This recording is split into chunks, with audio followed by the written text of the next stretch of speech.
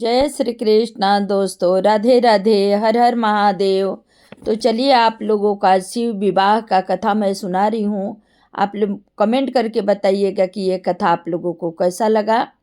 एक समय प्रजापति दक्ष कैलाश पर्वत पर आए, परंतु वहां आने पर शिव जी ने उनका विशेष रूप से कोई आदर नहीं किया। इस कारण अपने जमाता जमाई शिव पर ससुर दक्ष का मान उतर गया। शिव जी के द्वारा अपनी अभ्यर्थता का विचार उनके मन में ही रहा। कुछ दिनों के बाद दक्ष ने एक यज्ञ का आयोजन किया। उसमें उन्होंने शिव जी को अपमान करने की इच्छा से ही समस्त देवताओं को निमंत्रण दिया, परंतु शिव जी को निमंत्रण नहीं दिया। पार्वती प्रजापति दक्ष की पुत्री थी, परंतु शिव जी पर क्रोध के कारण पिता ने पुत्री को भी नहीं बुलाया और शेष सबको अपने यहाँ निमंत्रण किया। जिन शिव जी को ब्रह्मा विष्णु इंद्र सभी मानते हैं, उनका अपमान और निंदा करना यह प्रजापति दक्ष का नित्य नियम हो गया। दक्ष कहते हैं, अपवित्र मुंड की मालाएं शिव जी सदा अपने गले में पहनते हैं। बैल पर सवारी करके हाथी का चर्म शरीर में लपेटते हैं। इन चर्म की दुर्गंध का उनके मन पर प्रभाव नहीं पड़ता। मानव खोपड़ी ठीकरी में भिक्षा मांगते हैं। सदा शमशान में जाकर सोते रहना और जले मुर्दों की राख शरीर में लपेट करना, सब देह में जहरीले सांप लपेटे रखना, संसार की जो बातें न करने की हैं उन्हीं को शंकर अंगीकार करते हैं। भूतों का झुंड साथ में लेकर चलते हैं, ऐसे को कौन अपने यहाँ बुलावे। इनका एक तीसरा नेत्र भी है जिसमें हमेशा प्रचंड ज्वाला धधकती है और यह कब ब्रह्मांड जला डालेगी इसका सदा भय बना रहता है। सिर पर जटा में गंगा को बैठा रखा है, जिसे दिन रात पानी गिरते रहता है। निर्जल होकर भूतों और पिशाचों के साथ नाचते हैं। जिस भक्त पर प्रसन्न हो गए उसे अपनी लंगोटी भी उतार कर दान दे देते हैं और स्वयं निर्वस्त्र नग्न हो जाते हैं।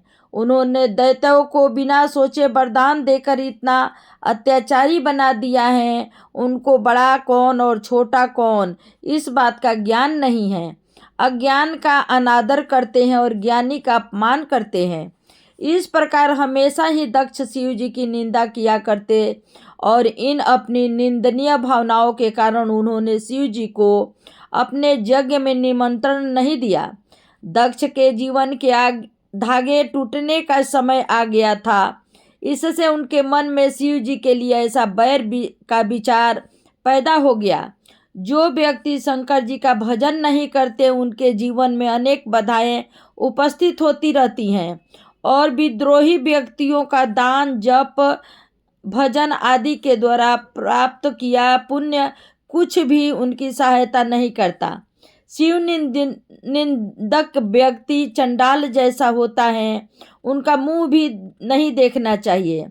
अपने पिता के यहाँ यज्ञ हो रहा है यह सुनकर पार्वती जी सोचती थी कि हमें भी पिताजी का निमंत्रण मिलेगा, परंतु जब निमंत्रण नहीं मिला तो पार्वती जी ने पिता के घर बिन बुलाए ही जाने का विचार किया।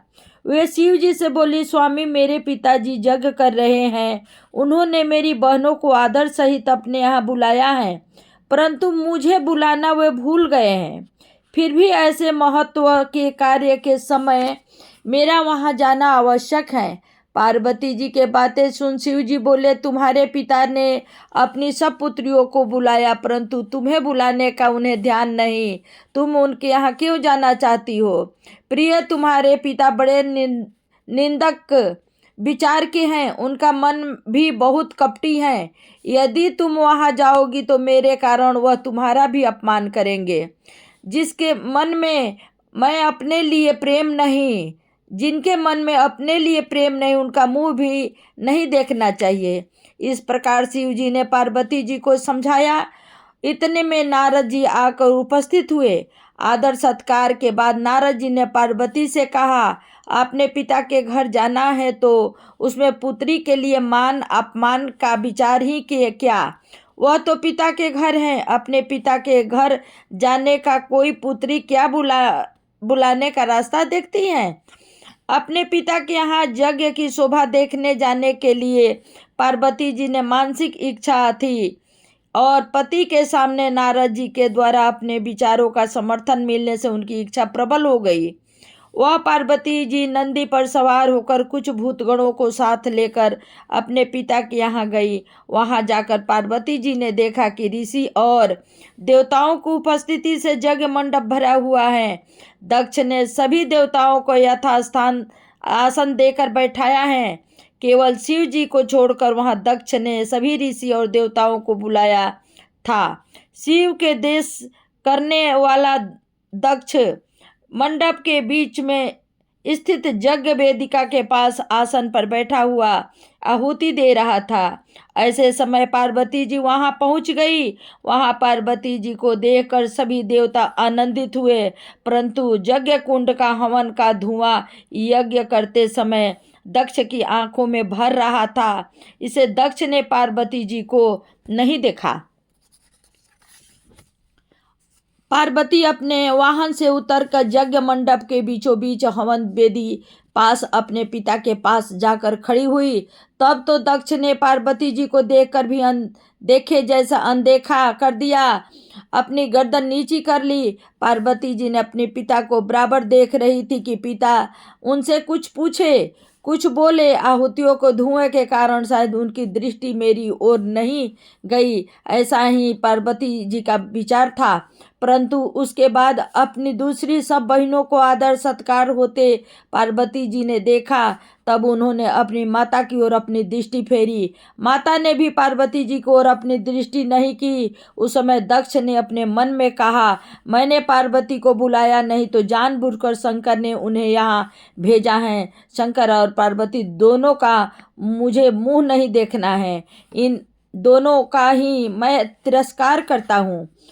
जो आदि माया अखिल ब्रह्मांड की स्वामिनी है, उनका इस प्रकार अपमान होता देखकर वहां बैठे देवता ऋषि सभी उस समय भयभीत हो गए। यदि पार्वती जी क्रोधित हो गई तो सब ब्रह्मांड को भस्म कर देगी, ऐसी चिंता उस समय वहां उपस्थित सब देवताओं को होने लगी। और दक्ष को भी उस समय किसी न किसी प्रकार की दुर्घटना का आभास होने लगा। वहां इस प्रकार का वातावरण और माता पिता का अपमानित व्यवहार देखकर पार्वती जी को बहुत दुख हुआ और उन्हें विश्वास हो गया कि यहाँ जानबूझकर ही शिव पार्वती का अपमान किया गया है। क्रोध से सप्त हो उस समय पार्वती उसी यज्ञ कुंड में सबके देखते देखते ही कूद पड़ी। तब तो पृथ्वी कायमान हो गई। शेष नाग का शीश ठनकने लगा, वैकुंठ और कैलाश डोलने लगे, ब्रह्मांड कांप गया और सबको ऐसी चिंता हो गई कि आज ही प्रलय हो जाएगी। शिवगण दौड़कर तुरंत कैलाश पर शिव जी के पास पहुँचे और यज्ञ मंडप में जो घटना हुई उसका समाचार शिव जी से निवेदन किया। भूतगणों के मुख से पार्वती जी की मृत्यु का समाचार सुनकर श्री शंकर प्रलय काल रूप हो गए और क्रोध से के वेग में अपने मस्तक जटा नोचने लगे। उस समय ही वहां वीरभद्र प्रकट हो गया। प्रलय काल का रूप देखकर ऐसा मालूम होता था मानो प्रलय की अग्नि और 12 सूर्य एक साथ प्रकट जैसे प्रकट हो गए। शिव जी के तेज से आकाश कांप गया, पृथ्वी हिलने लगी, तारे टूटकर गिरने लगे, 14 भुवन में हाहाकार मच गया। दक्ष की सब शक्ति क्षीण हो गई, वह निस्तेज हो गया। पृथ्वी पर सभी स्थानों में हाहाकार अंधकार छा गया। वीरभद्र ने शंकर जी की प्रार्थना करके उन्हें कुछ शांत किया और भूतगणों के साथ लेकर वो यज्ञ की ओर चल दिया और वीरभद्र के पीछे शंकर जी वहां चले गए। वीरभद्र को आते देख वहां यज्ञ में आए सब देवता डर के मारे भागने लगे। हवन का काम छोड़कर ऋषि मुनि भी भाग गए। हर हर महादेव, हर हर महादेव। उस समय तीनों लोकों में एक ही संकट फैल गया।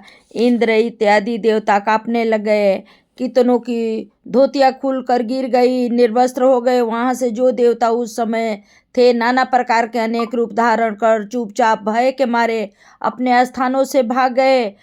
6 भुजाओं वाला वीरभद्र उस समय ढाल, तलवार, धनुष, बाण, त्रिशूल और डमरू आदि शस्त्रों से सजा हुआ दक्ष प्रजापति पर सवार हो गया और वहां जो उपस्थित थे सभी के गणों के द्वारा बड़ी ही दुर्दशा हुई। अब शंकर भी वहां से आ गए और आते ही जग मंडप तोड़ दिए, हवन वेदी को नष्ट कर दिया और मंडप को अग्नि में जला दिए।